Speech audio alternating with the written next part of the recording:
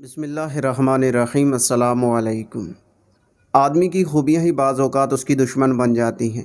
ایاز کی ذہانت، دیانت و امانت اور اپنے آقا کے ساتھ وابستگی، کامل فرما برداری ایسے اعمال تھے جنہوں نے تمام ارکان دولت کو اس کا دشمن بنا دیا تھا۔ ایاز کے خلاف ان کے دلوں میں کدورت، بغض و حسد کا مادہ روز بہ روز بڑھتا ہی جا رہا تھا۔ ادھر سلطان کا لطف و کرم اور جود و سخا ایاز کے حق میں بڑھ رہا تھا۔ ایک دن بدباطن امرا نے بادشاہ سے عرض کی کہ ہم غلاموں کے ناقص عقل میں یہ بات نہیں آ رہی کہ آپ ایک معمولی غلام ایاز کی عقل و بصیرت پر کیوں کر یقین رکھتے ہیں۔ سلطان نے اس وقت کوئی جواب نہ دیا اور مسلسل اس معاملے میں خاموش رہا۔ چند دنوں بعد دربار کے ان حاسد امرا کو ساتھ لے کر جنگل اور پہاڑوں کی طرف نکلا۔ کوسوں میل دور ایک قافلہ پڑاؤ ڈالے ہوئے تھا۔ سلطان نے ایک امیر کو حکم دیا، گھوڑے پر تیزی سے جاؤ اور قافلے والوں سے پوچھو کہ کہاں سے آئے ہو۔ وہ امیر سلطان کے حکم کی تعمیل میں گیا اور کچھ دیر بعد واپس آ کر بتایا کہ قافلہ شہر رے سے آیا ہے۔ سلطان نے پوچھا قافلے والوں کی منزل مقصود کیا ہے؟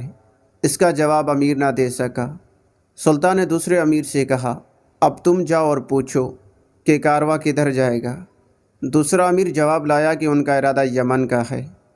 بادشاہ نے اس سے پوچھا، ان کا ساز و سامان کیا ہے؟ اس بات کا جواب وہ نہ دے سکا۔ وزیر حیران ہوا کہ یہ تو اس نے معلوم ہی نہیں کیا۔ بادشاہ نے ایک اور امیر کو بھیجا اور حکم دیا کہ دریافت کر کے آؤ کہ ان کے پاس کیا سامان ہے۔ اس نے واپس آ کر کہا کہ ان کا سامان رے کے برتن ہیں۔ بادشاہ نے اسے پوچھا، وہ قافلہ رے شہر سے کب نکلا تھا؟ وہ وزیر اس سوال کا جواب دینے سے عاجز رہا۔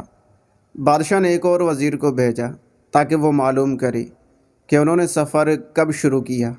انہیں واپس آ کر بتایا کہ 7ویں رجب کو یہ قافلہ رے سے روانہ ہوا، اور ساتھ ہی بادشاہ نے یہ بھی پوچھا کہ رے شہر میں اشیاء کا بھاؤ کیا ہے۔ وہ سلطان کے سوال کا جواب دینے سے عاجز رہا۔ اسی طرح بادشاہ نے 30 سرداروں کو بھیجا اور ایک ایک سوال دریافت کیا۔ ان میں سے ہر ایک نے اسی ایک سوال کا ہی جواب معلوم کیا اور واپس آ گیا۔ غرض سب امیر ناقص العقل اور پریشان ذہن ثابت ہوئے۔